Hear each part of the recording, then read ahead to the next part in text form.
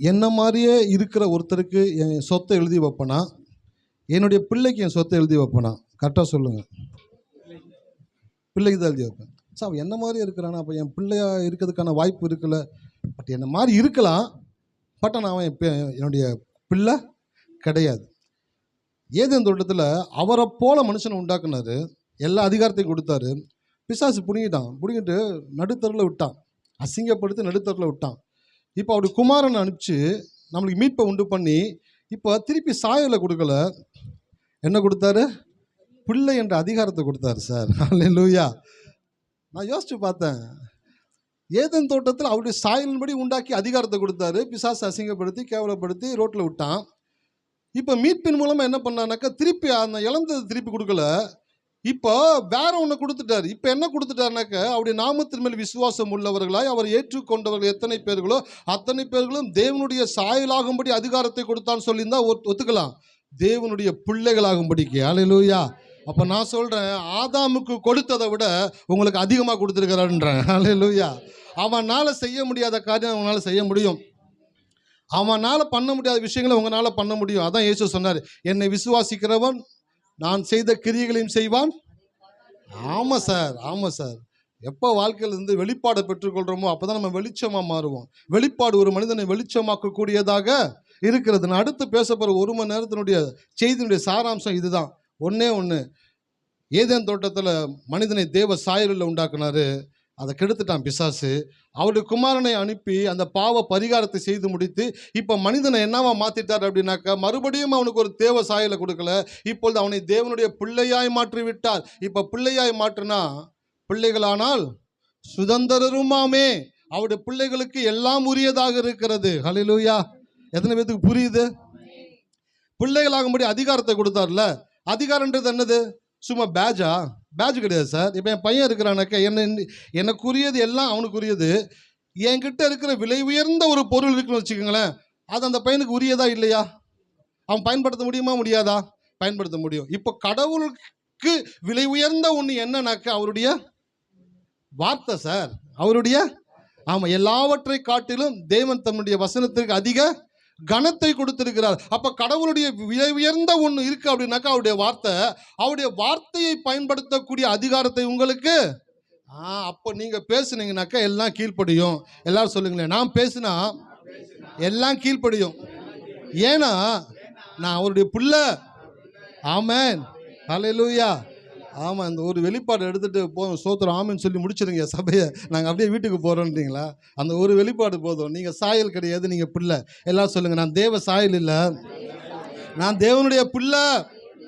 இதை சொல்ல சொல்ல பிசாசுக்கு அல்லு இருக்காது, அதருவான். நீங்கள் என்ன வேணாலும் சொல்லுங்கள், நான் நீதிமான், நான் பரிசுத்தவான், நான் உத்தமன். அவன் நீங்கள் தேவனுடைய பிள்ளைன்னு சொன்னால் பயப்படுவான். ஏன்னா தேவனுடைய பிள்ளைக்கு எப்படிப்பட்ட அதிகாரம் வல்லமை இருக்குன்னு பிசாசுக்கு நல்லா தெரியும். அப்போ இந்த காலை வேளை ஒரே ஒரு வெளிப்பாடு, நான் தேவனுடைய பிள்ளைன்ற வெளிப்பாடோட கடந்து போங்க. அந்த வெளிப்பாடு உங்களுடைய வாழ்க்கையில் பெரிய காரியங்களை செய்யக்கூடியதாக இருக்கிறது. ஒரே ஒரு சரணத்தை பாடி அந்த தெய்வத்தை நோக்கி பார்த்து உள்ள கடந்து போகலாமா? நன்றி தகப்பனே, தந்தையே, தலை நிமிர செய்பவர் நீரே. தகப்பனே, தந்தையே, தலை நிமிர செய்பவர் நீரே. கேடகம் நீரே, மகிமையும் நீரே. தலை நிமிர செய்பவர் நீரே. கேடகம் நீரே, மகிமையும் நீரே. தலை நிமிர செய்பவன் நீரே. தலை நிமிர செய்பவன் நீரே. தலை நிமிர செய்பவன் நீரே. தகப்பனே, தந்தையே, தலை நிமிர செய்பவன் நீரே. தகப்பனே, தந்தையே, தலை நிமிர செய்பவன் நீரே. ஒன்றுக்கும் நான் கலங்காமல் சோதரிப்பேன். அறிவு கட்டா பேரமைதி பாதுகாக்குதே. ஒன்றுக்கும் நான் கலங்காமல் சோதரிப்பேன். அறிவு கட்டா பேரமைதி பாதுகாக்குதே. நீ விரும்பத்தக்கவை தூய்மையானவை, விரும்பத்தக்கவை தூய்மையானவை, அவைகளையே தியானம் செய்கிறேன். தினம் அறிக்கை செய்து ஜெயம் எடுப்பேன். அவைகளையே தியானம் செய்கிறேன். தினம் அறிக்கை செய்து ஜெயம் எடுப்பேன். கேடகம் நீரே, மகிமையும் நீரே, தலை நிமிர செய்பவர் நீரே. கேடகம் நீரே, மகிமையும் நீரே, தலை நிமிர செய்பவர் நீரே. தலை நிமிர செய்பவர் நீரே, தலை நிமிர செய்பவர் நீரே. தகப்பனே தந்தையே, தலை நிமிர செய்பவர் நீரே. தகப்பனே தந்தையே, தலை நிமிர செய்பவர் நீரே. படுத்துறங்கி மகிழ்வுடனே விழித்தெழுவேன். ஏனெனில் கர்த்தரினை ஆதரிக்கின்றேன். படுத்துறங்கி மகிழ்வுடனே விழித்தெழுவேன். ஏனெனில் கர்த்தரினை ஆதரிக்கின்றேன். அச்சமில்லையே, கலக்கமில்லையே, அச்சமில்லையே, கலக்கமில்லையே, வெற்றி தரும் கர்த்தரினோடு தோல்வி என்றும் எனக்கில்லையே. வெற்றி தரும் கர்த்தரினோடு தோல்வி என்றும் எனக்கில்லையே. கேடகம் நீரே, மகிமையும் நீரே, தலை நிமிர செய்பவர் நீரே. கேடகம் நீரே, மகிமையும் நீரே, தலை நிமிர செய்பவர் நீரே. தலை நிமிர செய்பவர் நீரே, தலை நிமிர செய்பவர் நீரே. தகப்பனே தந்தையே, தலை நிமிர செய்பவர் நீரே. தகப்பனே தந்தையே, தலை நிமிர செய்பவர் நீரே. ஒன்றுக்கும் நான் கலங்காமல் சோதரிப்பேன். அறிவு கட்டா பேரமைதி பாதுகாக்குதே. ஒன்றுக்கும் நான் கலங்காமல் சோதரிப்பேன். அறிவு கட்டா பேரமைதி பாதுகாக்குதே. நீ விரும்பத்தக்கவை தூய்மையானவை, விரும்பத்தக்கவை தூய்மையானவை, அவைகளையே தியானம் செய்கிறேன். தினம் அறிக்கை செய்து ஜெயம் எடுப்பேன். அவைகளையே தியானம் செய்கிறேன். தினம் அறிக்கை செய்து ஜெயம் எடுப்பேன். கேடகம் நீரே, மகிமையும் நீரே, தலை நிமிர செய்பவர் நீரே. கேடகம் நீரே, மகிமையும் நீரே, தலை நிமிர செய்பவர் நீரே. தலை நிமிர செய்பவர் நீரே. தலை நிமிர செய்பவர் நீரே.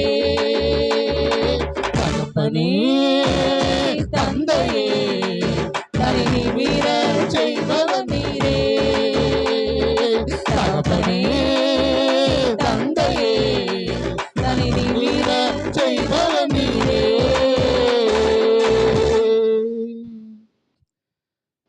தலை நிமிரச் செய்கிறவர் நீர் என்றவர். அவர் சிலுவையிலே இறுதியாக தன் தலையை சாய்த்து ஆவியை ஒப்புக் கொடுத்தார் என்று வேதம் சொல்லுகிறது.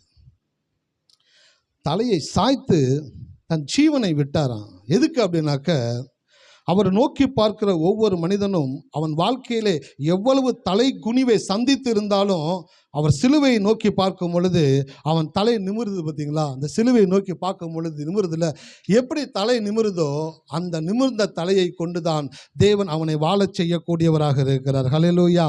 அவர் தலையை சாய்த்து ஜீவனை விட்டது எதற்கென்றால், நீங்கள் தலையை நிமிர்த்தி ஜீவனில் வாழ வேண்டும் என்பதற்காகத்தான் அவர் தலையை சாய்த்து ஜீவனை விட்டார். ஹல்லேலூயா. எத்தனை பேருக்கு புரியுது? கடைசி வார்த்தை 7 வார்த்தை கிடையாது. அண்ணன் சொன்னாங்க 7 வார்த்தை தெரியும் மாட்டேனாரு. அப்படி நான் அப்படியே குனிஞ்சுக்கிட்டேன். 7 வார்த்தை கேட்குறாரு, இது தெரியும், பட் அடுக்கா வர்றதுக்கான வாய்ப்புகள் இல்லையே அப்படின்னு. கடவுள் சொல்கிறார், 7 வார்த்தை இல்லைடா, 1 வார்த்தை போதும். என்ன 1 வார்த்தை போதுமா? ஆமாம், என்ன 1 வார்த்தை ஆண்டவரே? அவர் தலையை சாய்த்து ஜீவனை விட்டார். எதுக்கு அப்படின்னாக்க, என் தலை நிமிர்ந்து நான் ஜீவனில் வாழ வேண்டும் என்பதற்காக இயேசு தலையை சாய்த்து ஜீவனை விட்டார். ஹல்லேலூயா. இந்த காலை வேளையில் ஒரு ப்ராமிஸாக, ஒரு ப்ராஃபஸியாக உங்களுக்கு கர்த்தர் பேசுகிறாரு. எங்கெல்லாம் உன் தலை குனிஞ்சிச்சோ, யாருக்கு முன்னாடிலாம் உன் தலை குனிஞ்சிச்சோ, அந்த இடத்துல அவங்களுக்கு முன்பாக தேவனுடைய அற்புத செயல் உங்கள் தலையை உயர்த்தக்கூடியதாக இருக்கிறது. ஹல்லேலூயா. கரங்களை தட்டி கர்த்தரை துதிப்போமா? நன்றி நன்றி நன்றி நன்றி நன்றி நன்றி நன்றி நன்றி கர்த்தாவே, உமக்கு நன்றி ஆண்டவர். நான் அடிக்கடி ஒரு வார்த்தை சொல்லுவேன், நிறைய பேருக்கு தெரியும், இருந்தாலும் சொல்கிறேன், தப்பு கிடையாது. நமக்கு எங்கு கனம் மறுக்கப்பட்டதோ, நாம் எங்கு கனவீனப்படுத்தப்பட்டோமோ, அதே இடத்தில் அதே நபர்கள் மத்தியில் தேவன் நமக்கு கனத்தையும் மேன்மையையும் கொடுக்கக்கூடியவராக இருக்கிறார். பாருங்க, நீங்க அவமானப்படும் பொழுதும் உங்களுடைய தலை குனியும் பொழுதும் யாருமே உங்களை பார்க்கல, நான் ரொம்ப வேதனையில் இருக்கிறேன் அப்படின்னு நினச்சிட்டு இருந்தீங்கன்னாக்கா, நான் ஒரு காரியத்தை சொல்கிறேன். உங்களை 24 மணி நேரமும் ஒரு தேவன் பார்த்து கொண்டே இருக்கிறார். இஸ்ரவேலை காக்கிற தேவன் தூங்காமலும் உறங்காமலும் அவர் உங்கள் மேல் கவனமாக இருந்து கொண்டே இருக்கிறார். எந்த இடத்துல உங்கள் தலை குனிஞ்சிச்சோ அதே இடத்துல உங்கள் தலையை நிமித்துவார். எத்தனை பேர் விசுவாசிக்கிறீங்க? ஆமாம், நான் விசுவாசிக்கிறேன் ஆண்டவரை. வர்ஷிப் பண்ணிகிட்டே இருந்தேன். பண்ணிட்டு இருக்கும்போது கடவுள் சொன்னார், உள்ளத்துக்குள்ள அப்படியே வார்த்தை வருது, நீ இந்த பலிபீடத்துலேருந்து அந்த பக்கத்தில் போய் நீ என்ன பேசினா அது உன் சாய்ஸ், அது நடக்கும் நடக்காமல் போகும், அது உன்னோட சம்மந்தப்பட்டது, அதுக்கு நான் பொறுப்பு இல்லைப்பா. நீ ஏதாச்சும் ஒன்று சொல்லிவிட்டு அப்புறம் ஏன் தலையில் கட்ட போகிற. ஆனால் நீ பலிபீடத்துட்டு போய் நின்றுட்டனாக்க, நீ அங்கேருந்து சொல்கிறதெல்லாம் என்னுடைய பொறுப்பா? சொல்லுங்க. நான் பலிபீடத்துக்கு அந்த பக்கம் வந்து உங்ககிட்ட 1000 பேசினாலும் அது என்ன மனசு சம்மந்தப்பட்டது. நான் சொல்கிறது உங்களுக்கு நடக்கும் நடக்காமல் போகும், அது உங்களுக்கு எனக்கு உள்ள சம்மந்தப்பட்டது. ஆனால் இங்கே நின்று நான் ஒரு வார்த்தையை சொல்கிறேன் பார்த்தீங்களா, சொல்லும் பொழுது யாரெல்லாம் கேட்டுட்டு ஆமேன் ஹல்லேலூயா எனக்கு நடக்கும் ஆண்டவரே அப்படின்னு சொல்கிறீங்களோ, அவங்க வாழ்க்கையில் தேவன் கட்டாயமாக செய்வார். ஹல்லேலூயா.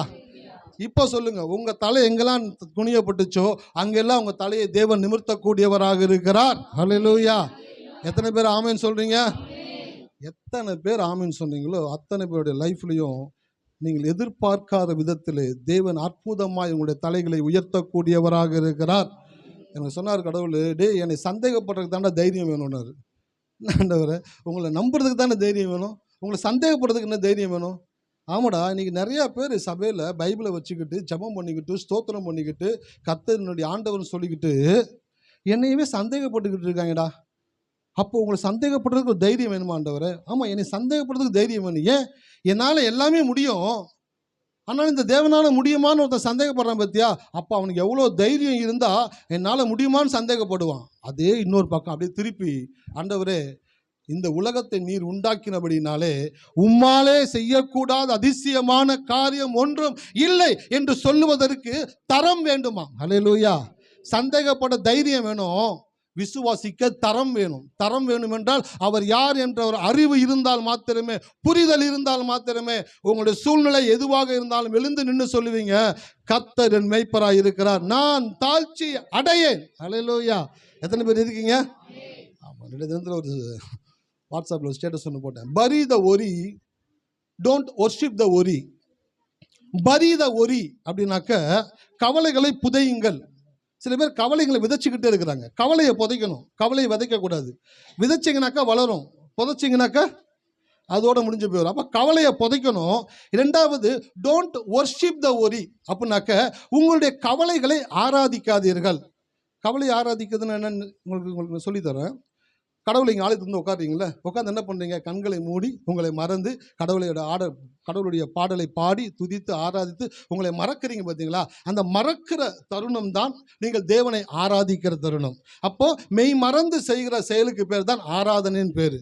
அப்போ நீங்கள் என்ன பண்ணுறீங்கன்னாக்க, உங்களுடைய கவலையை நீங்கள் அடிக்கடி பேசி பேசி உங்கள் கவலையை யோசித்து உங்கள் மெய் மறக்கிறீங்க. அப்படின்னாக்க நீங்கள் யாருன்றதை மறந்துறீங்க, நீங்கள் கடவுளுடைய பிள்ளைன்றதை மறந்துறீங்க, உங்களுக்கு கடவுளுடைய வாக்குத்தத்தம் இருக்குன்றதை மறந்துறீங்க, கடவுள் உங்கள் கூட இருக்கிறான்றதை மறந்துறீங்க. இது எல்லாவற்றையும் மறந்து உங்களுடைய கவலையை யோசிச்சுக்கிட்டே இருக்கிறீங்க, கவலையை பேசிக்கிட்டே இருக்கிறீங்க, கவலையினால் வரக்கூடிய பாதிப்பை எதிர்பார்த்துக்கிட்டே இருக்கிறீங்க. அப்போ நீங்கள் உங்கள் கவலையை ஆராதிச்சுக்கிட்டு இருக்கிறீங்க. ஹல்லேலூயா.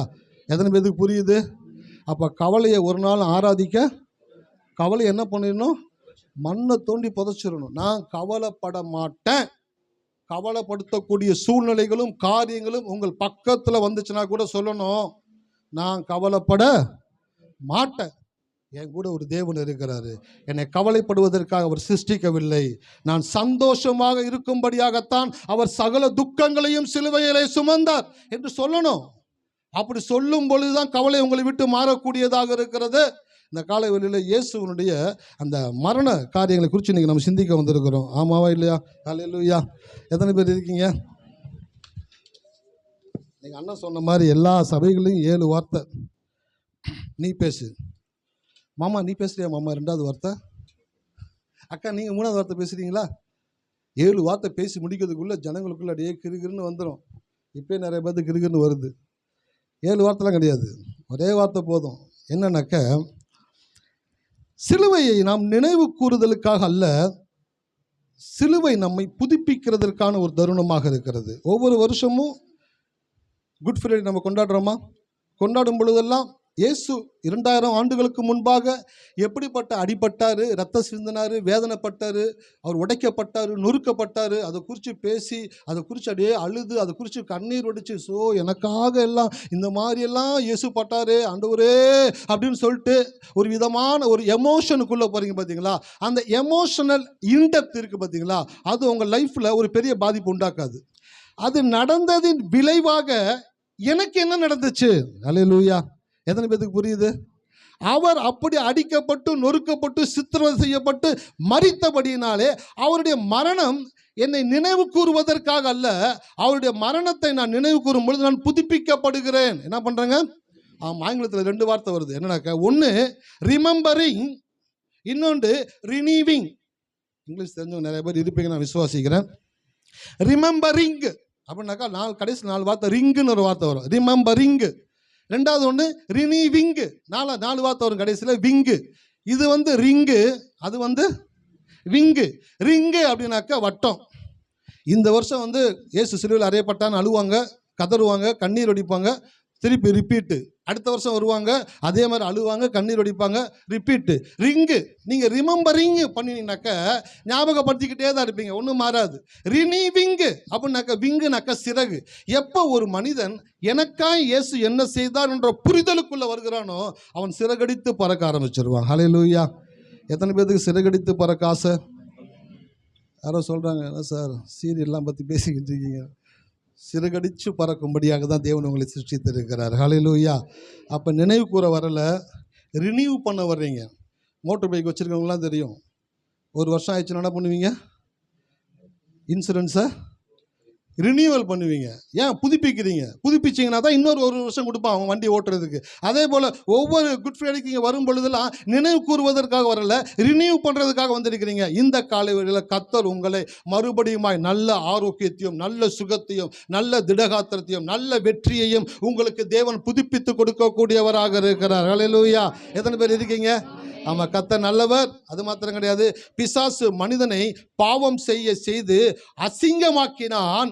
இயேசு மனிதனின் பாவத்திற்கான பரிகாரத்தை செய்து அழகாக்கினார். 2 காரியம் நடந்துச்சு. மனுஷன் ஏதேன்ல பாவம் செய்யும் பொழுது அவனை பிசாசு அசிங்கமாக்கினான், அசிங்கப்படுத்தினான், கடவுளை விட்டு தூரமாக்கினான், நிர்வாணின்றதை உணர வச்சான். கடவுளே கழுத்தை பிடிச்சி வெளியே தள்ளும்படியா ஏதேன் தோட்டத்திலிருந்து பண்ணினான். கை கொட்டி சிரிச்சான். அவங்க பாவத்தை பண்ண வைக்கிற வரைக்கும் பிசாசு அவங்க கூட இருந்துக்கிட்டே இருக்கிறான். பாவம் பண்ண உடனே அவன் விளைகிறான். பாருங்களேன், இன்னைக்கு அப்படிதான். நம்ம கூட கடவுள் எப்போதும் இருக்கிறான்ற உணர்வு சில பேருக்கு கிடையாது. பாவத்துக்கிட்ட போவாங்க, பக்கத்தில் போய் நிற்பாங்க. நான் செய்யலையே, நான் சும்மா பார்க்க தான் செஞ்சேன், நான் ஒன்றும் செய்யலையே, நான் தொட்டு தான் பார்த்தேன், நான் ஒன்றும் பண்ணலையே, சும்மா தான் உட்காந்தேன். வலிச்சுன்னு போயிடும் அப்படியே அவங்கள. பாவம், பிசாசு ரொம்ப மோசமான ஒரு லோக்கல் லாங்குவேஜில் என்ன சொல்கிறாங்க, பேமானி. அவங்களை வலிச்சுன்னு போயிடும், அப்படியே வலிச்சுன்னு போயிட்டு அவங்களை என்ன செய்யணுமோ செய்ய வச்சுருவான். பாவம் மனிதனை அசிங்கமாக்கியது, சிலுவையில் இயேசு செய்த பாவ பரிகாரம் மனிதனை அழகாக்கியது. ஹல்லேலூயா. எத்தனை பேருக்கு அழகா இருக்கணும்னு ஆசை? யார் பக்கத்து ரச்சனை சூப்பரா இன்னும் அழகாக்குவார் கடவுள் உன்னைய. அழகுன்றது எல்லாரும் விரும்புறது தானே, ஆமாவும் இல்லைங்களா? எத்தனை பேர் இருக்கீங்க? ஆமாம், வயசானாலும் ஸ்டைலு குறையில. வயசானா தான் அழகுபடுத்திக்கணும் உங்களை. ஏன் தெரியுங்களா? ஒரு ஊழியக்காரர் சொன்னாராம், என்ன இவ்வளோ ஏஜ் ஆயிடுச்சு, இப்போ போய் நீங்கள் நல்லா ட்ரிம்மாக கோட் ஷூட் போட்டுருக்கீங்க. எல்லாத்துக்கும் ரொம்ப நாள் இருக்குது, அதனால் அவங்க பொறுமையாக இருக்கிறாங்க. நான் வந்துட்டேன், வாழ்ந்துட்டேன், கடைசியில் வந்துட்டேன், இன்னும் எத்தனை வருஷம் தெரியல. அத்தனை வருஷம் நான் என்னெல்லாம் செய்ய விட்டுனா அதெல்லாம் செய்யணியா? சந்தோஷமாக இருக்கணும், மகிழ்ச்சியாக இருக்கணும், நல்லா ட்ரெஸ் பண்ணணும், நல்லா இருக்கணும். அவர் சொல்கிறாரு, வயசு ஆக ஆக சில பேர் என்ன பண்ணிடுறாங்க, தன்னுடைய தோற்றத்தை அவங்களே மாற்றிக்க ஆரம்பிச்சிடறாங்க. அவங்க வயசாயிடுச்சு, இது வேணாம், இது வயசாயிடுச்சு, இது செய்யக்கூடாது, வயசாயிடுச்சு, இந்த மாதிரி கலர் சட்டை போடக்கூடாது, வயசாயிடுச்சு, இதை பண்ணக்கூடாது அப்படின்ட்டு உங்களுக்கு யார் சொன்னது? பைபிள் சொல்லப்பட்டிருக்குது, அவருக்கு முதிர் வயதிலும் கனித்தந்து புஷ்டியும் பசுமையுமாய் இருப்பார்கள். ஆனால் அந்த வசனம் எப்படி எழுதப்பட்டிருக்குன்னு நான் சொல்கிறேன். அவர்கள் முதிர் வயதிலும் இலைகள் உதிர்ந்து காஞ்சு போய் தண்ணி இல்லாமல் வறண்டு போயிருப்பாங்க அப்படின்னு எழுதுறது தான் கரெக்ட் பைபிளில். ஆனால் பைபிள் அப்படி எழுதலையே. பைபிள் என்ன எழுதியிருக்குது? அவர்கள் முதிர் வயதிலும் அப்படின்னு என்னதுங்க, கடைசி நாளில் கூட என்னப்பா ஒன்றும் இல்லை, வெளியே போய்ட்டு வந்துடுறேன், ஆள் தள்ளாடுற மாதிரி இருக்கிற, வெளியே போகிறேன்ற, எனக்கு ஒன்றும் கிடையாது, என்ன அதெல்லாம் ஒன்றும் என்கிட்ட வராது, கர்த்தர் கூட இருக்கிறாரு, அந்த ஒரு தைரியத்தோடு போகணும். 120 வயசில் மோசே எப்படி இருந்தாங்க? கருளைக்கட்டை மாதிரி இருந்தாராம். எப்படி இருந்தாராம்? கருளைக்கட்டை மாதிரி இருந்தாராம் மோசே. வசனம் சொல்லுது, அவனுடைய கண் இருளடையவும் இல்லை, அவனுடைய பலன் குறையவும் இல்லை.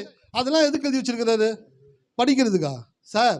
அதை பார்க்கும் பொழுது எனக்கு முன்னாடி வாழ்ந்த கடவுளுடைய பிள்ளைங்க இவ்வளவு ஸ்ட்ராங்கா இவ்வளவு இதாக இருந்திருக்காங்கனாக்க அது எதுக்கு என்ன காட்டுதுனாக்க, எனக்கும் தேவன் அதை கொடுக்கக்கூடியவராக இருக்கிறார், என்னாலேயும் ஸ்ட்ராங்கா இருக்க முடியும்.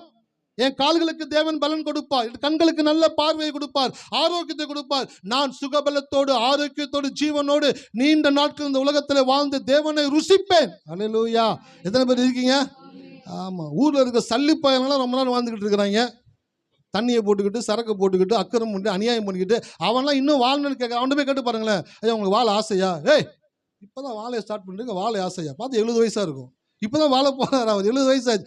உலகத்தானுக்கு வாழணும்னு ஆசை இருக்குது. நம்ம ஆளுங்களுக்கு என்ன இல்லையா, 60 ஆயிடுச்சியா, இன்னும் ஒரு 2 வருஷம் அப்படியே பல்ல கடிச்சிக்கிட்டு உடஞ்சிரும், பல்லு உடஞ்சிரும், அப்படிலாம் கடிக்கக்கூடாது. 60 வயசு ஆச்சுன்னா அப்படியே வாழணுங்க, நல்லா வாழணும், திருப்தியாய் வாழணும். தேவன் உங்களை திருப்தியான ஆயுசு நாட்களை கொடுத்து உங்களை திருப்திப்படுத்த விரும்புகிறார். அல்லேலூயா. எத்தனை பேர் இருக்கீங்க? நீங்கள் நல்லா வாழ்ந்து மகிழ்ச்சியாய் திருப்தியான பிற்பாடு சொல்லணும் கடவுள்கிட்ட, ஆண்டவரே நீங்கள் சொன்னதெல்லாம் நான் நினச்சதெல்லாம் கம்ப்ளீட் பண்ணிட்டேன் ஆண்டவரே, I am ready to come அப்படின்னு டக்குன்னு ட்ரெஸ் எடுத்து தூக்கி மாட்டிக்கணும். மாட்டி நல்லா பெர்ஃப்யூம் அடிச்சுட்டு என்ன இந்த மாதிரி போகிறேன். ஒரு ஊழியக்காரர் இருந்தாராம், ட்ரெஸ் எல்லாம் கோட் சூட்லாம் போட்டு சென்ட்ரில் அடிச்சுட்டு வந்து உட்காந்துறேன். என்ன நான் போகிறேன், வண்டி எதுவும் இல்லை, எங்கே போக போகிறீங்க? இல்லை நான் கடவுள்கிட்ட போக போகிறேன். கடவுள்கிட்ட போக போகிறீங்களா? நான் மண்டுக்கிட்ட கலந்துருச்சான்னு பார்த்தாங்க, வயசாகிடுச்சு அந்த ஊழியக்காருக்கு. அதேமாதிரி போய் உட்காந்தாராம், சேரில் உட்காந்தாராம், சாஞ்சாராம், அப்படியே கண்ணை மூடினாராம். பாபா மர்கையா கடவுள்கிட்ட போயிட்டாராம். அந்த ஊழியக்காரை பற்றி சொல்கிறாங்க, தான் எல்லாவற்றையும் முடிஞ்சு திருப்தியான பிற்பாடு அவர் சொல்கிறார், ஆண்டவரே நான் வர தயார் ஆண்டவரேன்னு சொன்ன உடனே தான் அவரை தேவன் அழைத்து கொண்டு போகக்கூடியவராக இருக்கிறார். ஹல்லேலூயா. நான் சொல்கிறேன், இந்த காலை வேளையில் இதுக்கப்புறம் உங்களுக்கு இன்னும் ஒரு புது வாழ்க்கையை தேவன் கொடுக்க போகிறார். ஹல்லேலூயா. கல்விக்கு சமானமாக உங்கள் வயது திரும்ப வாழ வயது போல் ஆகிறது. பாவம் உங்களை அசிங்கப்படுத்தி இருக்கலாம், ஆனால் பரிகாரம் உங்களை அழகுபடுத்தக்கூடியதாக இருக்கிறது. நான் சொல்லட்டுங்களா, நீங்கள் விசுவாசிங்கன்னா இல்லையான்னு தெரியல, நான் விசுவாசிக்கிறேன். இதுக்கப்புறம் உங்களுடைய க்ளோ மாறப்போகுது, உங்களுக்குள்ள அழகு உண்டாக போகுது. அழகுனாக்க சும்மா வந்துட்டு ஒரு மூஞ்சி மட்டும் நல்லா பிரைட்டாக நல்லா கட்டோடலாம் 6 பேக் வச்சுக்கிட்டு அந்த அழகை பற்றி சொல்லலை. அது சரீரத்தில் இருக்கக்கூடிய அழகு. வாழ்க்கையில் சந்தோஷம், சமாதானம், மகிழ்ச்சி, உயர்வு, பெருக்கம், விருப்பப்பட்டதை வாங்குறது, விருப்பப்பட்டதை சாப்பிட்றது, விருப்பப்பட்ட காரியங்களை செய்கிறது, எல்லாவற்றிலும் ஒரு மகிழ்ச்சியோடு கூட இருக்கிறது. அதை தான் தேவன் என்ன சொல்றாருனாக்க, சொல்லுங்க, அழகு. அல்லேலூயா. நீங்க எத்தனை பேர் அழகா இருக்க போறீங்கன்னு விசுவாசிக்கிற? கை தூங்க பார்ப்போம். நான் விசுவாசிக்கிறேன். இங்கே இருக்கிற ஒவ்வொருத்தரையும் தேவன் அழகுபடுத்தக்கூடியவராக இருக்கிறார். பிசாசு உங்கள் வாழ்க்கையை அசிங்கப்படுத்தி வச்சிருக்கான்ல, அவர் அழகுபடுத்தினா எப்படி அழகுபடுத்துவார் தெரியுங்களா? யோசேப்பு என்ன பண்ணாங்க, அண்ணனுங்க குழியில் தூக்கி போட்டானுங்க. தண்ணி இல்லாத வெறும் குழியில் தூக்கி போட்டாங்களாம். போடும் பொழுது அவன் கை கால் எல்லாம் சிரைச்சி உள்ளே போய் விழுகிறான், ரத்த காயத்தோடு இருக்கிறான். அப்போ அவங்களுக்கு வெறி அடங்கலை பாருங்களேன். தூக்குறாரு. தூக்கிட்டு இவன் இப்படி விடக்கூடாதுடா, இவனை அடிமையாக விற்று ஒவ்வொரு நாளும் அடிமையாக அவன் அழியணும்னு சொல்லிட்டு அவனை தூக்கி அடிமையாக விற்று போடுறாங்க. அடிமையாக போன யோசேப்பு அந்த இடத்துல போகிறான். அவன் லைஃப்பை எவ்வளோக்கு எவ்வளோ அசிங்கப்படுத்த முடியுமோ அசிங்கப்படுத்துறாங்க. பொய் கேஸை போடுறாங்க, ஜெயிலில் தள்ளுறாங்க. எல்லா அசிங்கங்களின் மத்தியிலும் அவன் ஒன்னே ஒன்று நம்பிக்கிட்டு இருந்தான், எனக்கு வாக்கு கொடுத்த தேவன் உண்மையுள்ளவர். ஹல்லேலூயா. எவ்வளவுக்கு எவ்வளோ அவனை அசிங்கப்படுத்தினாங்களோ அவ்வளவுக்கு அவ்வளோ தேவன் அவனை அழகுபடுத்தினார். யோசேப்பை எகிப்தின் கிரீடம் என்று சொல்லுகிறார்கள். எகிப்துக்கு அவன் தான் கிரீடமா. இன்னைக்கு எகிப்து இருக்கு அப்படின்னாக்க அதற்கு மூல காரணம் யோசேப்பு என்று சொல்லுகிறார்கள். ஏன்னாக்க 7 வருஷம் பஞ்சத்துல முழு தேசமும் அழிந்து போயிருக்க வேண்டியது. ஆனால் அந்த 7 வருட பஞ்சத்தை 7 வருட ஆசீர்வாதத்தை கொண்டு மீட்டெடுத்தான் ரட்சகன் யோசேப்பு என்று சொல்லப்பட்டிருக்கிறது. ஹல்லேலூயா. நான் சொல்கிறேன், நீங்கள் எவ்வளவுக்கு எவ்வளோ அசிங்கப்பட்டீங்களோ அவ்வளோக்கு எவ்வளோ தேவன் உங்களை அழகுபடுத்த போகிறார். இந்த குட் ஃப்ரைடே உங்களுக்கு ஒரு நல்ல ஒரு செய்தியை கொடுக்குறேன் நான். அவர் உங்களுக்காக அவமானத்தை ஏற்றுக்கொண்டபடினாலே நீங்கள் அழகுபடுத்தப்பட போகிறீர்கள். ஹல்லேலூயா. வீட்டில் போய் யோசிங்க, எந்தெந்த விஷயங்களை அழகுபடுத்தணும்னு சொல்லி பாருங்கள். சரீரத்தில் அழகுபடுத்தணுமா, வீட்டை அழகுபடுத்தணுமா, வேலையை அழகுபடுத்தணுமா, எல்லா காரியங்களையும் தேவன் உங்களுக்காக அழகுபடுத்தக்கூடியவராக இருக்கிறார். ஒரு வசந்த வாசிங்க, வேகமாக கடந்து போகலாம். பிலிப்பியர் 2:6-7-8. அவர் தேவனுடைய ரூபமாய் இருந்தும் தேவனுக்கு சமமாய் இருப்பதை கொள்ளையாடின பொருளாக எண்ணாமல் தம்மை தாமே வெறுமையாக்கி அடிமையின் ரூபம் எடுத்து மனுஷர் சாயலானார். அவர் மனுஷ ரூபமாய் காணப்பட்டு. போதும். இந்த 3 வசனங்கள் வாசிச்சாங்களே, இந்த 3 வசனங்களையும் ஒவ்வொரு வார்த்தைகள் இருக்குது. அத்தனை பேர் கவனிச்சிங்க தெரியல, திருப்பி நான் படிக்கிறேன், கவனிங்க. அவர் தேவனுடைய 6ஆம் வசனம், அவர் தேவனுடைய ரூபமாயிருந்தோம். அந்த வசனத்தை அடுத்து 7ஆம் வசனம், தம்மை தாமே வெறுமையாக்கி அடிமையின் ரூபம் எடுத்தார். 8ஆம் வசனம், அவர் மனுஷ ரூபமாய் காணப்பட்டு. 3 காரியங்களை சொல்றாங்க. 1, அவர் தேவனுடைய ரூபமா இருந்தாராம். 2, அவர் அடிமையின் ரூபமானாராம். 3, அவர் மனுஷ ரூபமாய் மாறினாராம். இந்த 3 விதமாய் இயேசுனுடைய முகம் மாற்றப்படுகிறது. ஹல்லேலூயா. சிலுவையில் என்ன நடந்துச்சு அப்படின்றத உங்களுக்கு சிம்பிளாக சொல்லிட்டு போகிறேன். ஏன்னா குறைவான நேரம் இருக்கிறபடினால ரொம்ப நேரம் உங்களை நான் ஸ்வெட்டிங்கில் உட்கார வைக்க விரும்பலை.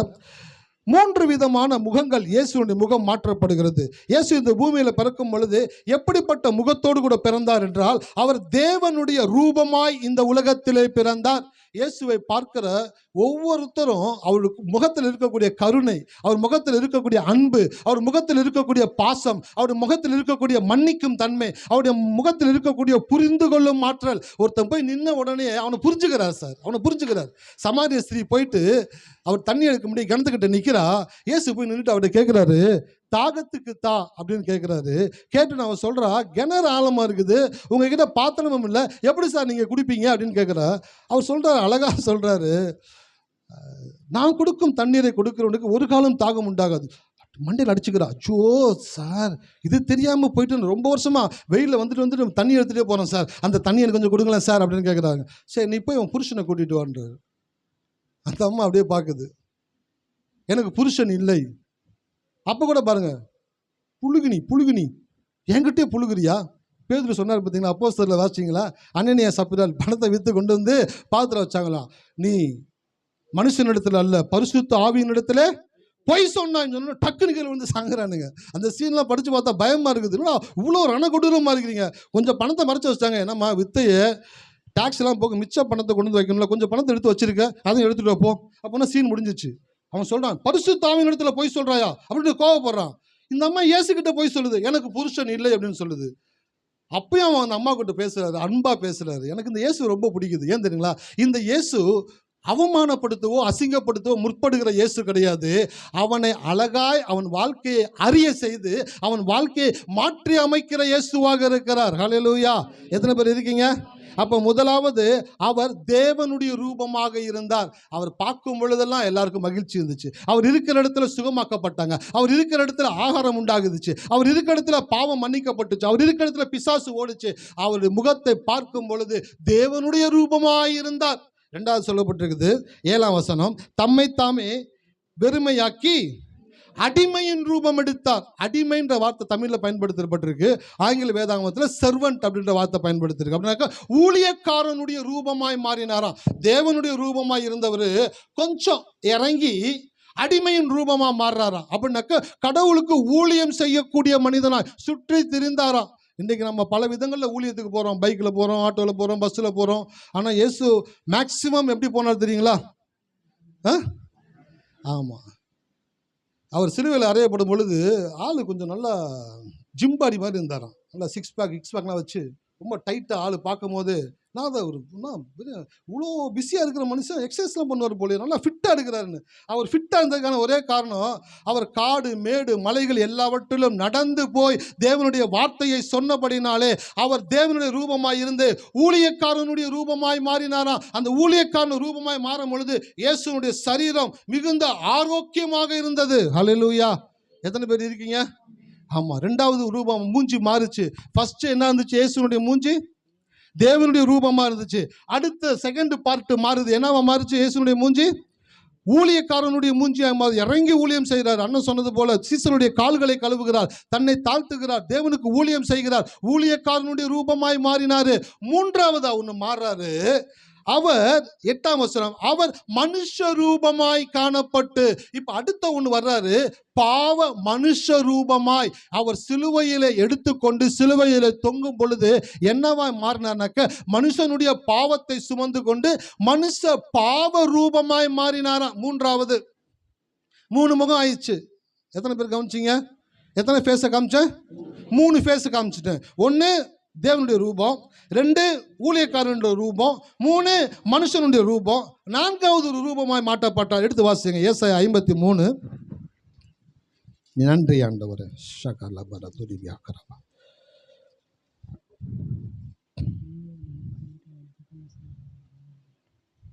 2ஆம் வசனம், இளங்கிளை போலவும் வறண்ட நிலத்திலிருந்து துளிக்கிற வேரை போலவும் அவனுக்கு முன்பாக எழும்புகிறது. அவருக்கு அழகுமில்லை, சௌந்தரியம் இல்லை. அவரை பார்க்கும்போது நாம் அவரை விரும்பத்தக்க ரூபம் அவருக்கு இல்லாதிருந்தது. நாம் அவரை விரும்பத்தக்க. இப்போ 4வது மூஞ்சி இயேசுவுக்கு, 4வது ஃபேஸ் இயேசுக்கு எப்படிப்பட்ட ஃபேஸ் இருக்குது? நாம் விரும்பத்தக்க ரூபம் அவருக்கு இல்லாதிருந்தது. இந்த விரும்பத்தக்க ரூபம் இல்லாதிருந்தது அப்படின்றத சில வேத வல்லுநர்கள் எப்படி விவரிக்கிறாங்கனாக்க, இயேசுவை அன்றைக்கு சிலுவையில் அறையப்படும் பொழுது எப்படிப்பட்ட தண்டனை கொடுக்கப்படுமோ அதை காட்டிலும் எக்ஸ்ட்ரீமான தண்டனை இயேசுவுக்கு கொடுக்கப்பட்டுச்சாம். சாத்ராக் மேஷாக் ஆபேத்நேகோவுக்கு அக்கினி சூளை அதிகமாக எரிஞ்சுக்கிட்டு இருக்கு. ராஜா கேட்குறாரு, வணங்குறீங்களா உள்ளே போறீங்களா? அவனுங்க திமிரு பிடிச்சவனுங்க. எப்பயுமே கடவுளை நம்புறவனுக்கு கொஞ்சம் திமிரு இருக்கும். அல்லேலூயா. கடவுளை நம்பினா என்ன இருக்கும்?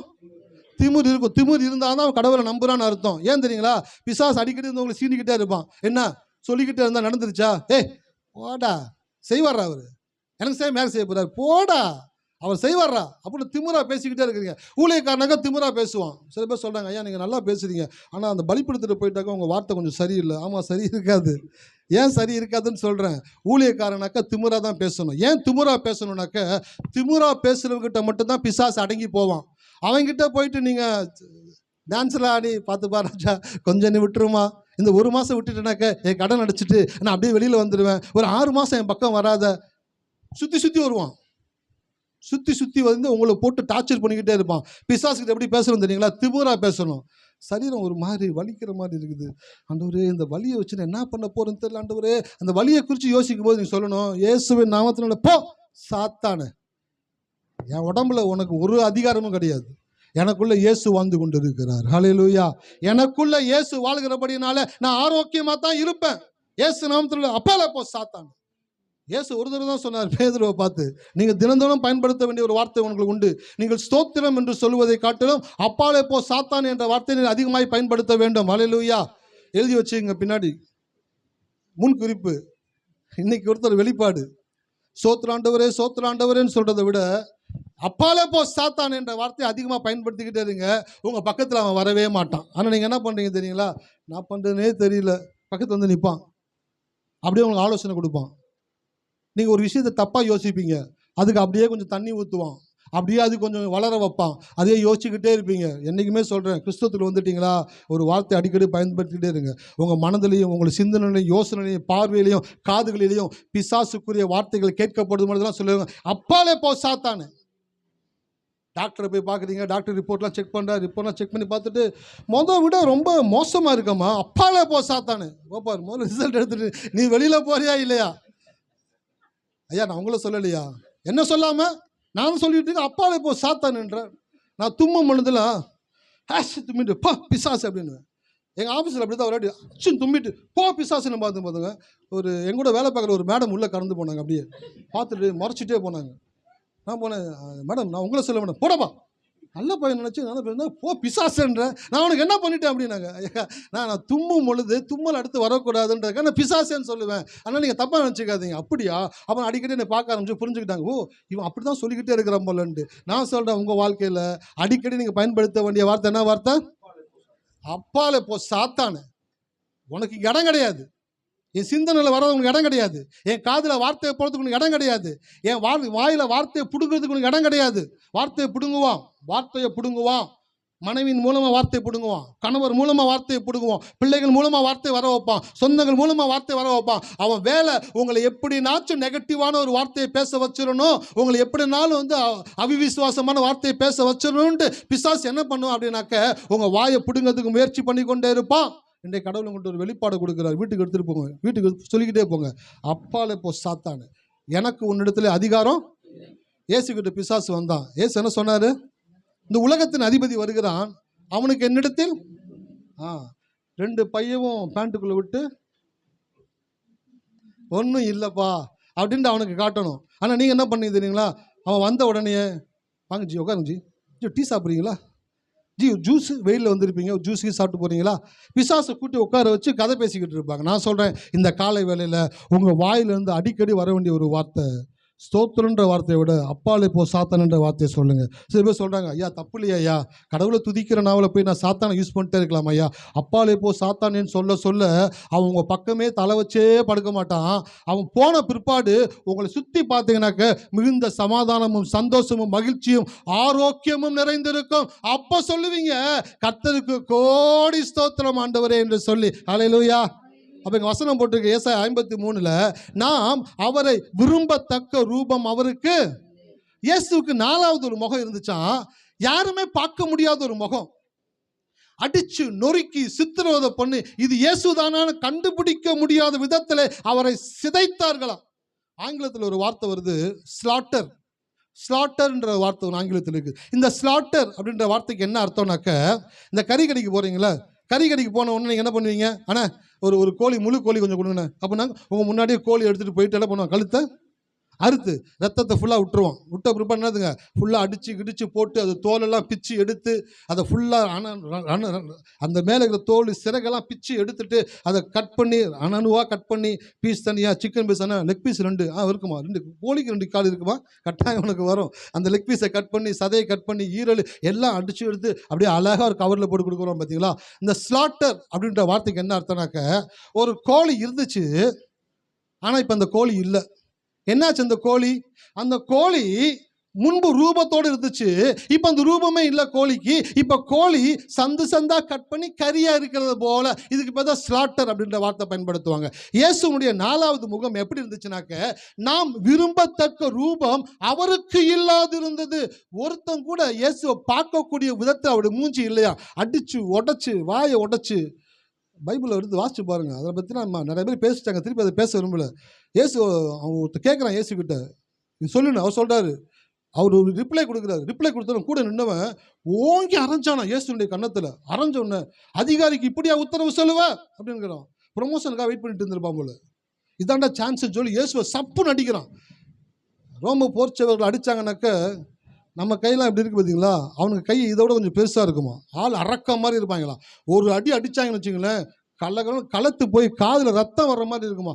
இயேசுவை ஒரு அடி தான் அடித்தான், கலகலகலன்னு ஆகி போச்சு. அவருடைய மூஞ்சி அது உடஞ்சி, முகத்திலிருந்து ரத்தம் வடிஞ்சு, தலையில் குற்றப்பட்ட இந்த முள்ளுகளினால ரத்தம் வடிஞ்சு, அவர் பார்க்கவே விரும்பாத ஒரு உருவம், பார்க்கவே விரும்பலையா.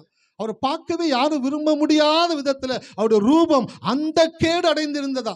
அந்த கேடு யாருமே பார்க்க முடியாத ஒரு ரூபம் உள்ளவராக இயேசு இருந்தாரா. இப்போ எத்தனை ஃபேஸ் காமிச்சா உங்களுக்கு? ஆமாம், இயேசு முதலாவது தேவனுடைய ரூபமாக இருந்தார், சௌந்தரியமாக இருந்தார், கிருபை நிறைந்தவராக இருந்தார், அற்புதம் செய்கிறவராக இருந்தவர், புரிந்து கொள்ளக்கூடிய ஒரு தேவ மனிதனாக இருந்தார்.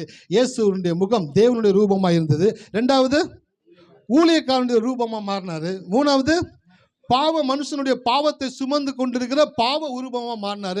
நான்காவது அந்த பாவ மனிதனுக்கு பரிகாரம் செய்யக்கூடிய விதமாக விரும்பத்தக்க ரூபம் அவருக்கு இல்லாதிருந்தது. அவரை அடிச்சு நொறுக்கினபடினால் ஸ்லாட்டராக்கப்பட்டார்.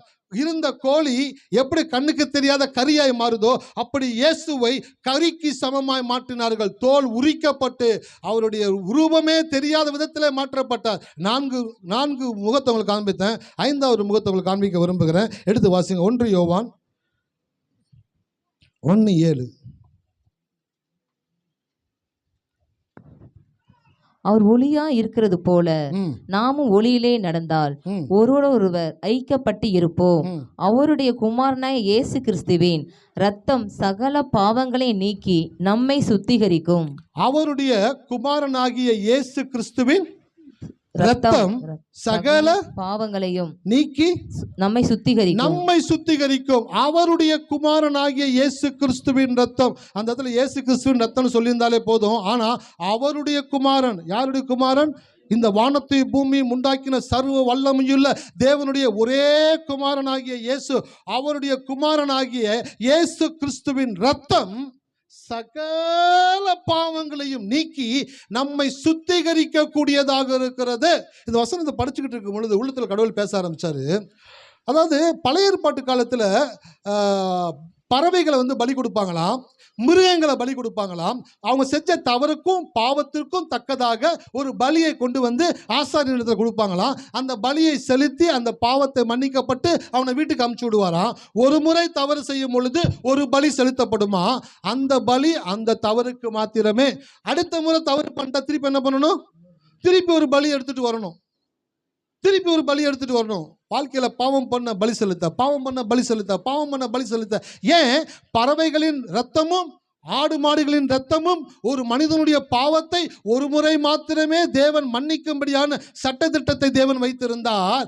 ஆனால் இப்பொழுது அவருடைய குமாரனாகிய இயேசு கிறிஸ்துவின் ரத்தம், the precious blood of Jesus அப்படின்றாங்க. விலை உயர்ந்த இயேசு கிறிஸ்துவின் ரத்தம். ஏன் இயேசு கிறிஸ்துவின் ரத்தம் விலை உயர்ந்தது தெரியுங்களா? அந்த ரத்தம் என்ன செய்துனாக்க, உலகத்தில் இருக்கிற ஒவ்வொரு மனிதனுடைய பாவத்தையும் ஒரு முறை மாத்திரம் சிலுவையில் மன்னிக்கவில்லை. அவன் உயிரோடு இருக்கும் நாள் எல்லாம் அந்த இரத்தம் அவனுடைய பாவத்தை மன்னித்து கொண்டே இருக்கிறது. ஹல்லேலூயா. சார், இந்த சத்தியம் தெரியாதனால நிறைய பேர் இயேசுவை ஏற்றுக்கொண்டு சபைக்கு ஆண்டவருடைய வழியில் நடந்து கொண்டே இருக்கும் பொழுது அவங்க செய்கிற சின்ன சின்ன தவறு, சின்ன சின்ன குற்றம், சின்ன சின்ன பிழைகள், சின்ன சின்ன பாவங்கள் என்ன பண்ணுறான் பிசாசு அப்படின்னாக்க, பாரு, நீ இயேசு கிறிஸ்துவை ஏற்றுக்கொண்ட, ரத்தத்தினால கழுவப்பட்ட, பிள்ளையா மாறின, இதுக்கப்புறம் உனக்கு மன்னிப்பு இருக்கா? ஒரு தடவை அவர் மன்னிப்பு கொடுத்தாரு, இந்த மன்னிப்பு நீ தொலைச்சிட்ட. இனி பாரு, நீ உலகத்து மனுஷனோட கேவலமாக உன் வாழ்க்கை இருக்க போகுது. நீ இன்னும் குட்டிச்சவராக போக போகிற, இன்னும் நீ கேவலப்பட போகிற, அசிங்கப்பட போகிற, கவலைப்பட போகிற, வேதனைப்பட போகிற, வியாதி பட போகிறன்னு சொல்லி பிசாசு ஒரு முறை இயேசுவை ஏற்றுக்கொண்டு கிறிஸ்துவுக்குள் சபைக்கு ஒரு சின்ன தவறு செய்து பாவம் செய்து வழி விலகி போனவர்களை அவர்களுடைய கையை பிடித்து கொண்டு நரகத்திற்கு இழுத்து கொண்டு போகிறவனாக இருக்கிறான். ஆனால் சத்தியத்தை அறிவீர்கள், சத்தியம் உங்களை. ஆமாம் சார், நான் என்னை மீட்ட ரத்தம் ஆட்டுண்டி ரத்தமோ கோழியுண்டி ரத்தமோ மாட்டுண்டி ரத்தமோ கிடையாது. என்னை மீட்ட ரத்தம் ஒரே தேவனுடைய குமாரனாகிய இயேசு கிறிஸ்துவின் விலையேறப்பட்ட ரத்தத்தினாலே நான் மீட்கப்பட்டிருக்கிறபடினாலே ஒரு முறை மாத்திரம் அந்த ரத்தம் என் பாவத்தை மன்னிக்கிற ரத்தம் அல்ல. ஒவ்வொரு முறையும் நான் பாவம் செய்யும் பொழுதெல்லாம் என் பாவத்தை மன்னிக்க கூடியதாக இருக்கிறது. ஹல்லேலூயா. இந்த நற்செய்தி ஒரு மனுஷனுக்கு கிடைச்சிச்சுன்னு வச்சுக்கோங்களேன், ஓடி வந்துடுவான் சார், ஓடி வந்துடுவான். இப்படிப்பட்ட அன்பு. அந்த இளையகுமாரன் அப்பா கிட்ட வந்து எல்லாவற்றையும் வாங்கிட்டு போயிட்டான். அவன் மனசு பிசாசு தான் பிடிச்சி வச்சுக்கிட்டே இருக்கான்.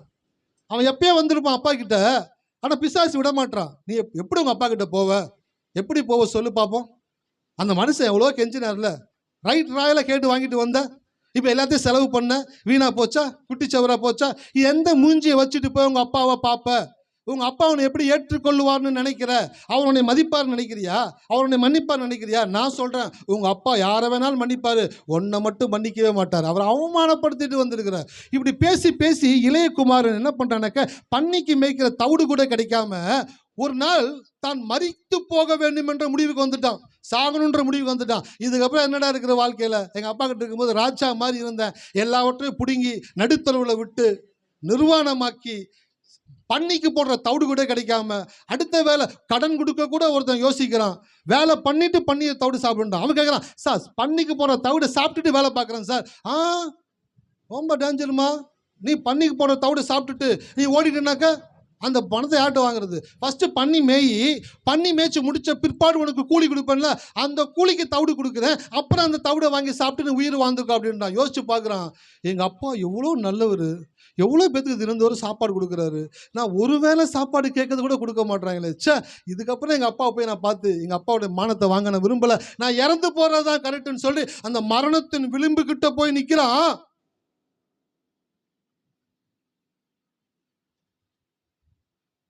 ஒருத்தனை கடவுள் நேசிச்சிட்டார் அப்படின்னாக்க, ஒருத்தனை கடவுள் அன்பு கூறிட்டார் அப்படின்னாக்க, அவன் அந்த தேவனை எவ்வளோ அவமானப்படுத்தியிருந்தாலும், அசிங்கப்படுத்தியிருந்தாலும், வேதனைப்படுத்தியிருந்தாலும், குற்றப்படுத்தியிருந்தாலும், காயப்படுத்தியிருந்தாலும், அவர் தேவன்ற ஸ்தானத்தை தாண்டி தகப்பன்ற ஒரு ஸ்தானத்தில் இருக்கிறார். ஹல்லேலூயா. எனக்கு பிரசங்கிக்க முடியல.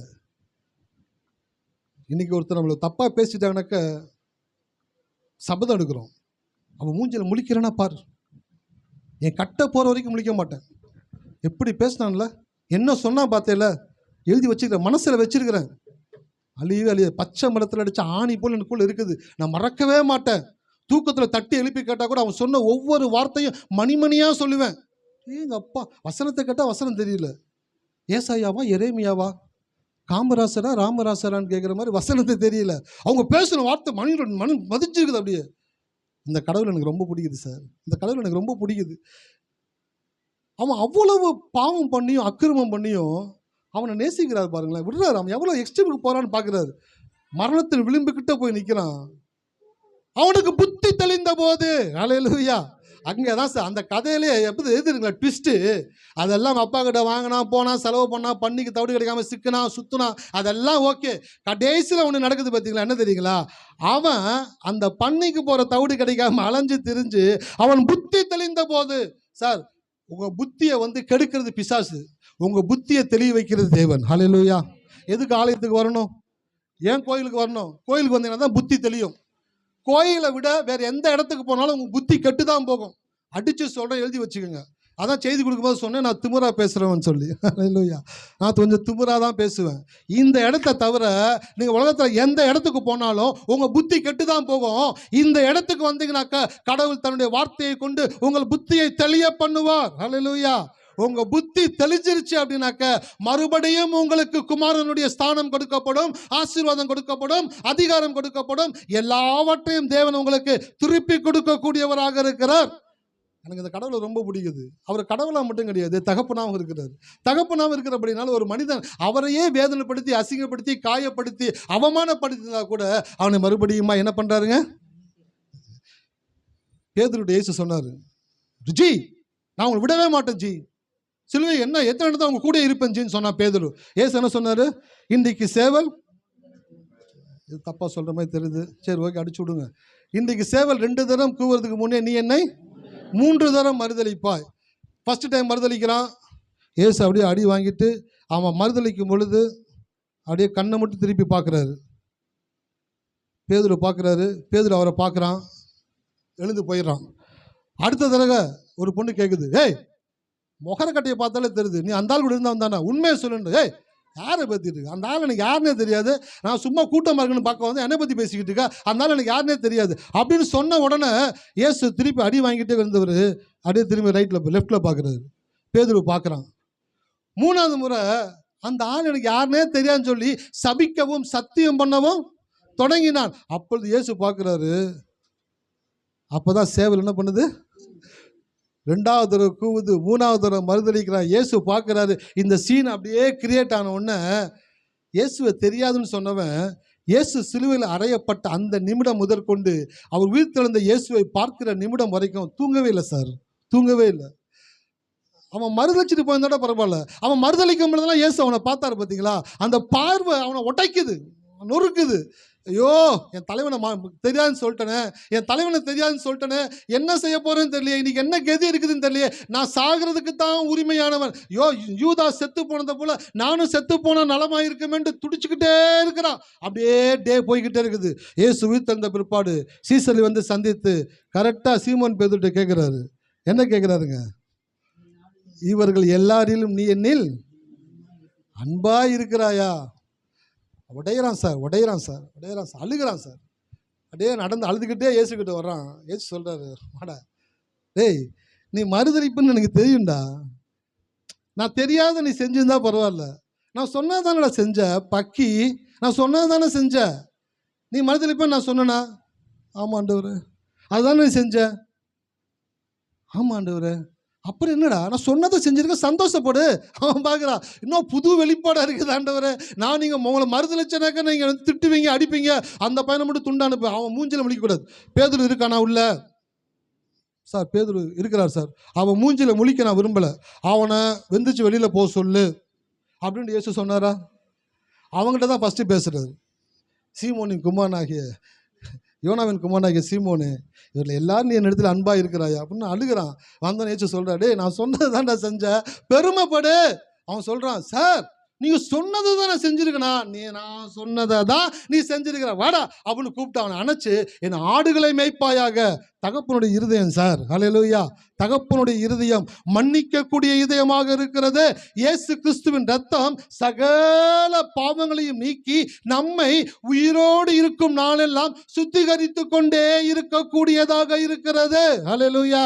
ஒரு நற்செய்தியை சொல்கிறேன். உங்களுக்கு தெரிஞ்சவங்க யாராச்சும் சபைக்கு வராமல் இல்லை இயேசுவை ஏற்றுக்கொண்டு தவறு செஞ்சு தப்பு செஞ்சு ஆண்டு விட்டு தூரமாக போயிருந்தாங்களா, அவங்களுக்கு போய் சொல்லுங்கள், இன்னைக்கு ஒரு செய்தி கேட்டேன் கோயிலில், ஊழியக்காரர் பேசினாரு, இயேசு கிறிஸ்துவின் ரத்தம் சகல பாவங்களையும் நீக்கி நம்ம உயிரோடு இருக்கிற வரைக்கும் சுத்திகரிச்சுக்கிட்டே இருக்குமா, அதனால தான் அந்த ரத்தம் விலை உயர்ந்த ரத்தமாக இருக்குதா அப்படின்னு சொல்லுங்க. அவன் மறுபடியும் ஓடி வந்து தேவனுடைய சமூகத்தில் உட்காரக்கூடியவனாய் மாறி விடுவான். ஹல்லேலூயா. இயேசு கிறிஸ்துவின் ரத்தம் அவ்வளோ வல்லமுள்ள ரத்தமாக இருக்குது. ஒரு வசந்த வாசிங்க, வேகமாக கடந்து போகலாம். நன்றி ஆண்டவர். கொலோசியர் 3:10.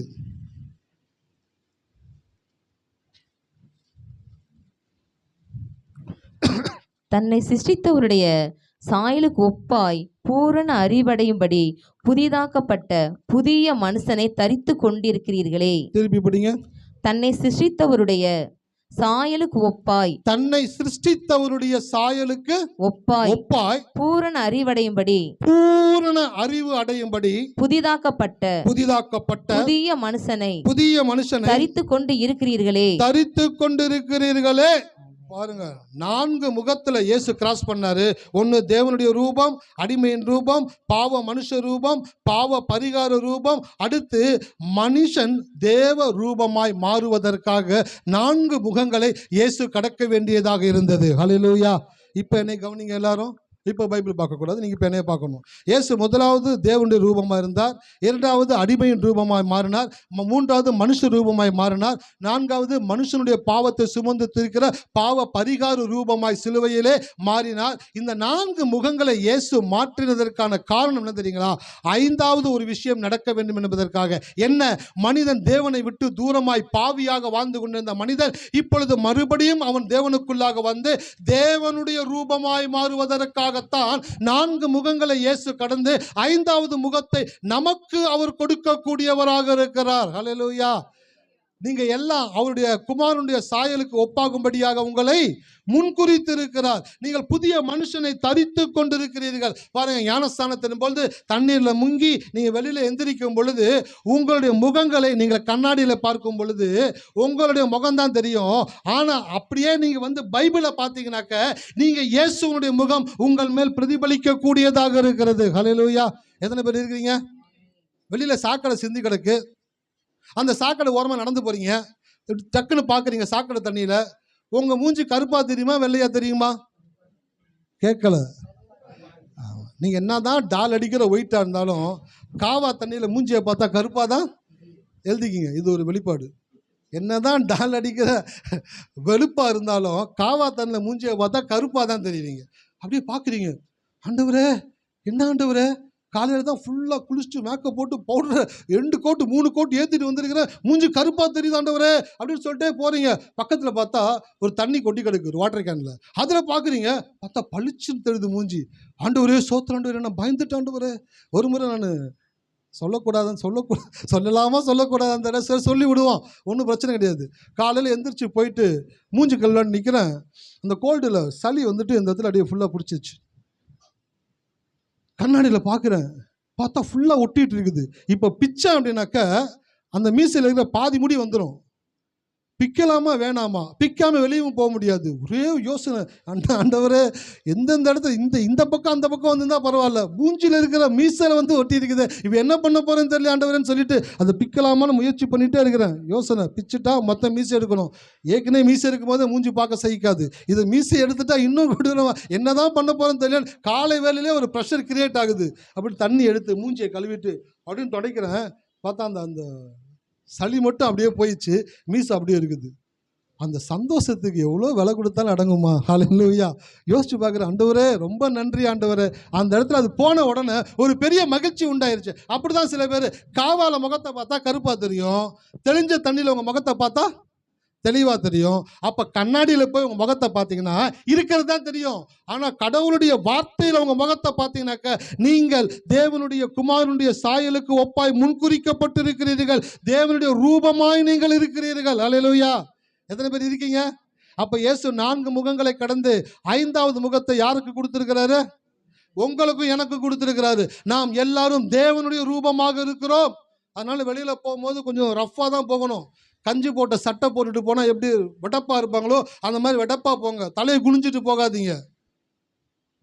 நீங்கள் தலை குனிஞ்சு வாழுகிற ஜாதி கிடையாது. ஹல்லேலூயா. நீங்கள் தலை நிமிர்ந்து வாழுகிற ஜாதி. ஹல்லேலூயா. ஒரு வசந்த வாசிங்க அதோட முடிக்கிறேன். யோவான் 1:12. நன்றி ஆண்டவரே.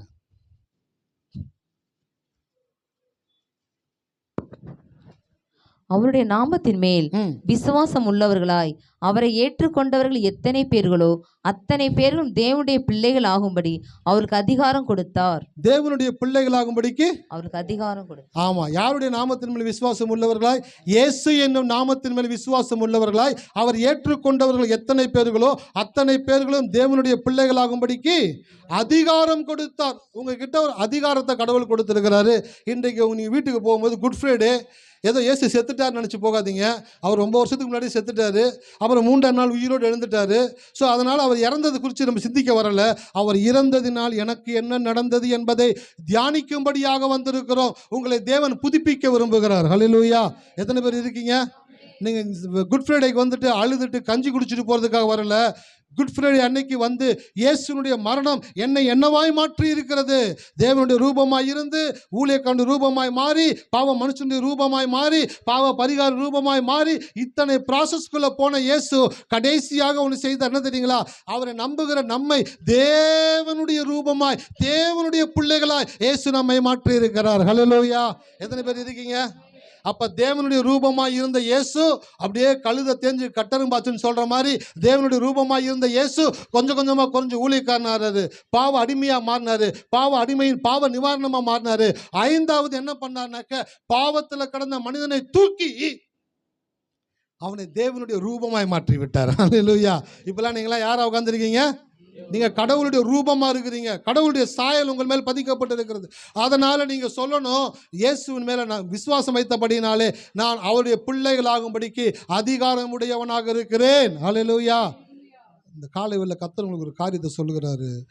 பாவம் உன்னை அசிங்கப்படுத்தினது, பாவ பரிகாரம் உன்னை அழகுபடுத்தக்கூடியதாக இருக்கிறது. அது மாத்திரம் கிடையாது, பறவைகள் ரத்தம், மிருகங்களின் ரத்தம் ஒரு முறை மாத்திரமே பாவத்தை மன்னிக்கும். ஆனால் தேவகுமாரனுடைய ரத்தம் ஒவ்வொரு நொடியும் நம்முடைய பாவங்களை மன்னித்து கொண்டே இருக்கக்கூடியதாக இருக்கிறது. ஆகையினால் தான் அது விலையேற பெற்ற ரத்தமாக இருக்கிறது. ஹல்லேலூயா. எத்தனை பேர் இருக்கீங்க? வீட்டுக்கு ஒரு டிவி ரிமோட் வாங்குறீங்க. அந்த ரிமோட் வாங்கி ஒரு நாள் யூஸ் பண்ணுறீங்க, ஒர்க் ஆகலை, கொண்டு கடையில் விட்டு கொடுக்குறீங்க. அவன் சொல்கிறான், அக்கா 10 ரூபாய்க்கு ரிமோட் வாங்கினீங்கனாக்க 10 நிமிஷம் தான் ஒர்க் ஆகும். இதுக்குள்ளே இருக்கிற செட்டெல்லாம் அப்படி தான். நீங்கள் எது கீழே போட்டிங்களா ரிமோட்டை? ஆமான்னு சொல்லலாமா வேணான்னு சொல்லலாமான்னு அப்படி யோசிக்கிறது. நீங்கள் யோசிக்கும் போதே கண்டுபிடிச்சிருவான் டிக்கெட்டு கீழே போட்டிருக்குன்ட்டு. நீங்கள் ரிமோட்டை கீழே போட்டிங்களா, இனிமேல் ஒர்க் ஆகாது, நீங்கள் வேறு ரிமோட்டை தான் வாங்கணும். இப்போ நீங்கள் சொல்கிறீங்க, சரிங்க ஒரு நல்ல ரிமோட்டாக இருக்கணும், ரொம்ப நாள் வரணும், என்ன பண்ணுங்க, 550 ரூபாய்க்கு ஒரு ரிமோட் இருக்குது, சைனா மேக்கு, ஃபுல்லி மோல்டடு, வாங்கி தூக்கி அடிப்பான். என்ன இதுங்க அவசரப்படாதீங்க, எடுத்துட்டு வா தம்பி. பார்த்தா உடையவே இல்லை. நான் எப்படிண்ணே, இது பிளாஸ்டிக் இல்லைக்கா, இது ரப்பர், நீங்கள் எத்தனை முறை கீழே போட்டாலும் ஒன்றுமே ஆகாது, 550 ரூபா கொடுத்து வாங்க, இந்த கடை இருக்கிற வரைக்கும் நான் கேரண்டி. வாசன் ஐ கேர், உங்கள் கண்ணு நல்லா இருக்கிறதுக்கு நாங்கள் கேரண்டின்ற மாதிரி அவன் சொல்கிறான். நீங்கள் இந்த கடை இங்கே இருக்கிற வரைக்கும் இந்த ரிமோட்டுக்கு நான் கேரண்டிக்கா, 550 ரூபா கொடுத்து வாங்கிட்டு போங்க, எத்தனை முறை இருந்தாலும் எங்கிட்ட எடுத்துகிட்டு நான் உங்களை மாற்றி கொடுக்குறேன். பார்க்குறாங்க, இவ்வளோ தைரியமாக பேசுகிறான், ரொம்ப வருஷம் கடை வச்சுருக்கான், 550 ரூபா சொல்கிறான், வாங்கலாமான்னு யோசிப்பீங்க. அப்போ என்ன சொல்லுவீங்க, கழுதை வாங்கிடும், ஒரு தடவை வாங்கி தான் பார்ப்போம், அவன் தான் மாற்றிக்கிறேன்னு சொல்கிறானே அப்படின்னு வாங்கிடுங்க. இப்போது 550 ரூபா கொடுத்து வாங்கினது விலையேறப்பட்டதா இல்லையா? இந்த விலையேறப்பட்ட ரிமோட் கையில் இருக்கிற வரைக்கும் உங்கள் மைண்டில் ஒன்று இருக்கு, என்ன தெரியுங்களா, இந்த ரிமோட் எத்தனை முறை கீழே போட்டானாலும் திருப்பி அவன் மாற்றி கொடுக்குறேன்னு சொல்லியிருக்கிறான். அதனால சும்மா டிவி பார்த்துட்டு கீழே போடுறது, டக் டக் ரப்பர் பந்தை கீழே போட்டு போட்டு பிடிக்கிற மாதிரி ரிமோட்டை போட்டு போட்டு பிடிக்கிறது. ஏன்னாக்கா இப்போ தைரியம் வந்துருச்சு, காசு கொடுத்து வாங்கியிருக்கிறோம், விலை வந்து தான் வாங்கியிருக்கிறோம், எத்தனை முறை போட்டாலும் மாற்றி கொடுக்குறேன்னு சொல்லியிருக்கான். இப்போ தைரியம் ஆட்டோமேட்டிக்காக உள்ளே வந்துடுது. இப்போ நீங்கள் என்ன பண்ணுறீங்க, அது கை தவறி கீழே விழுந்தால் கூட உங்களுக்கு பயமே இருக்க மாட்டேங்குதுல்ல. அதே போல தான் இயேசு என் பாவங்களை மன்னித்து கொண்டே இருக்கிறான்ற ஒரு தைரியம் வந்துருச்சுனாக்க பாவமே பண்ண மாட்டீங்க. அல்லேலூயா. எத்தனை பேர் இருக்கீங்க? அந்த பாவம் ரத்தம் உங்களுடைய பாவத்தை மன்னித்து கொண்டே இருக்கக்கூடியதாக இருக்கிறது. இந்த காலை வேளையில் ஒரு பெரிய விஷயத்தை வீட்டுக்கு எடுத்துகிட்டு போங்க. இயேசு 4 விதத்தில் அவருடைய மூஞ்சி மாறிக்கிட்டே இருந்துச்சு. தேவ சாயலாக இருந்தவர், ஊழியக்காரனுடைய சாயலாக மாறினார், பாவம் மனுஷ சாயலாக மாறினார், பாவம் மனுஷனுடைய பரிகார சாயலாக மாறினார். இதெல்லாம் முடிஞ்சு கம்ப்ளீட் ஆன உடனே அவர் மாறுவார்னு பார்த்தா நான் மாறிட்டேன். அல்லேலூயா. எத்தனை பேர் இருக்கீங்க? அவர் மாறிக்கிட்டே இருந்தார்ல, கடைசியில் அவர் மாறுவார்னு பார்த்தா சார் என்னைய மாற்றிட்டார் சார் அவரு. சார் யோசிக்கிறேன், ஆண்டவரே நீங்கள் தேவ சாயலாக இருந்து ஊழியக்கார சாயலாக மாறி, பாவ மனுஷ சாயலாக மாறி, பாவ பரிகார சாயலாக மாறி, இவ்வளோ டிரான்ஸ்ஃபர்மேஷனுக்குள்ளே கடந்து போய் அடுத்து நீங்கள் என்னவா மாறி இருக்கீங்கன்னு பார்த்தா அவர் மாறலை. அவர் மாற வேண்டிய அவசியம் கிடையாது. அவர் நேற்றும் இன்றும் என்றும் மாறாதவராக இருக்கிறார். அவருடைய மாற்றம் என்னை மாற்றி விட்டது. அல்லேலூயா. எத்தனை பேர் இருக்கீங்க? என்ன மாற்றிருச்சு சார், என்ன மாற்றிருச்சு. ஒரே ஒரு காரணத்தை சொல்லி முடிக்கிறேன். எங்கள் அம்மா உயிரோடு இருந்த பொழுது நாஸ்டா கடை போட்டுட்டு இருந்தாங்க. அப்போ நான் 10வது வந்து டுட்டோரியலில் படிக்கலான்னு போய் ஜாயின் பண்ணி டுட்டோரியலில் படிச்சுட்டே இருந்தேன். அங்கே எல்லா பசங்க வருவாங்க, நல்லா ட்ரெஸ் போட்டுருவாங்க, ஷூ போட்டு வருவாங்க. அப்போ எனக்கும் ஷூ போடணும் ஒரு ஆசை வந்துருச்சு. யூஸ்வலாக நான் பெருசாக ஆசைப்பட மாட்டேன், ஆசை வந்துருச்சு. ஆசை வந்தோடனே எங்கள் அம்மாட்ட வந்து கேட்டேன், அம்மா எனக்கு ஷூ வேணுமா அப்படின்னு. அவங்க நாஸ்டா கடை போட்டு ஒரு நாளைக்கு 50 ரூபா 100 ரூபா சம்பாதிக்கிறது பெரிய விஷயமா இருக்குது. நான் காலையில் எழுந்திரிச்சோன்னா 100 பூரி போடுவேன். எத்தனை பூரி? 100 பூரி போடுவேன். காலையில் எழுந்திரிச்சு 100 பூரி பனஞ்சு தேய்ச்சி போட்டு எடுத்து கொடுத்துட்டு அப்புறம் ஸ்கூலுக்கு போகணும், காலேஜ் டுட்டோரியலுக்கு போகணும். டுட்டோரியல் போயிட்டு வந்துட்டு தண்ணி பிடிச்சி வைக்கணும், மாவு அரைச்சி வைக்கணும். இன்றைக்கி பசங்கள்ட்ட பக்கத்தில் படைக்கு போயிட்டு வானாக்க அந்த பிள்ளைங்க யோசிச்சுட்டு நம்மளே கடைக்கு போய் வேணுந்தில்ல போல. ஏன்னா கடைக்கு போயிட்டோன்னு சொன்னேன், மம்மி என்ன போய் கடைக்கு அனுப்புகிற? சரி யார் நீ மனுஷால் தானே, உனக்கும் 2 கண்ணு, ஒரு மூக்கு, 2 காது, ஒரு வாய் இருக்குது, நீ மனுஷால் தானே, என்னையும் போய் கடைக்கு அனுப்புறீங்களே மம்மி. நாங்களாம் சின்ன வயசில் அவ்வளோ கஷ்டப்பட்டுருக்குறோம், அவ்வளோ வேலை பார்த்துருக்குறோம். நான்லாம் மாவு அரைக்கும் தூக்கிட்டு போவேன். இட்லி மாவு, தோசை மாவு, உளுந்து 3 எடுத்துன்னு ரோட்டில் போவேன். எல்லோரும் பசங்களா, டேய் அசிங்கம் பண்ணி உனக்கு சைக்கிளுக்கு வச்சுட்டு போகணும், டேய் எங்கள் அம்மா நாஸ்டா கடை போடுறாங்க, எங்கள் அம்மாவுக்கு நான் ஹெல்ப் பண்ணுறேன், இதுலடா அசிங்கம் பண்ணி கிடக்குது, எங்கள் அம்மாவுக்கு தான்டா செய்கிறேன், எங்கள் அம்மா சம்பாதிக்கிறாங்க, நாங்கள் சாப்பிட்றோம், இன்னொருத்தர் வந்து வேலை பார்ப்பான், நான் தான் மாவு அரைச்சிட்டு வந்து வைப்பேன், நான் தான் வண்டி எடுத்து வந்து வைப்பேன், நான் தான் க்ளீன் பண்ணி வைப்பேன், எல்லா வேலையும் அவங்க எடுத்து பண்ணிகிட்டே இருப்பேன். எங்கள் அம்மாட்ட நான் என்ன கேட்டேன், பாயிண்ட் விட்டுறக்கூடாது, ஷூ கேட்டேன். ஷூ கேட்ட உடனே எங்கள் அம்மா நோனே சொல்லலை, வாங்கி தரேன்ப்பா அப்படின்ட்டாங்க. டுட்டோரியலுக்கு போகிறேன் வரேன், அடுத்த நாள் கேட்குறேன், அம்மா ஷூ கேட்டேனம்மா, வாங்கி தரேன்ப்பான்னு சொல்லிட்டு இருந்தாங்க. சொல்லிவிட்டு பக்கத்தில் ராஜா கடைன்னு ஒரு கடை இருக்குது. அந்த கடையில் என்ன சொல்லிட்டாங்கனாக்கா, என் பையன் வந்து ஷூ கேட்குறான், என்கிட்ட காசு இல்லை, நீங்கள் கொடுங்க, நான் கொஞ்சம் கொஞ்சமாக அவங்களுக்கு கொடுத்துட்றேன் அப்படின்னு சொன்னோன்னே, நான் ஸ்கூலுக்கு டுட்டோரியல் போய்ட்டு வந்து நிறுத்தினேன். சைக்கிளை நிறுத்திட்டு வந்து கூப்பிட்டேன், தம்பி வாப்பான்னு கூப்பிட்டார். ஆனால் சொல்லுங்கண்ணே, தம்பி இதோ ஷூ வாங்கணும்னு சொன்னீங்களாமே? ஆமாண்ணே, அம்மா வந்து காசு கொடுக்க சொன்னாங்க. எப்படிண்ணா இதுட்டாங்க? இல்லைப்பா, என்கிட்ட கடனாக வாங்கியிருக்கிறாங்க, நீங்கள் வாங்கிட்டீங்க, அவங்க கொஞ்சம் கொஞ்சமாக என்கிட்ட கொடுத்துட்டேன்னு சொல்லிட்டாங்க அப்படின்னு சொன்னாங்க. சொல்லி அந்த காசு கையில் வாங்கின உடனே யோசிச்சு பார்த்தேன். எங்கள் அம்மா நைட்டு 2 மணிக்கு எழுந்திரிச்சு இட்லி ஊற்றி அவ்வளோ செஞ்சு சமையல் பண்ணி பாத்திரம் கழுவி இவ்வளோ கஷ்டப்பட்டு இவ்வளோ வேதனைப்பட்டு அவங்க சம்பாதிக்க அந்த கொஞ்சம் காசில் நான் படிச்சுக்கிட்டு இருக்கிறேன்.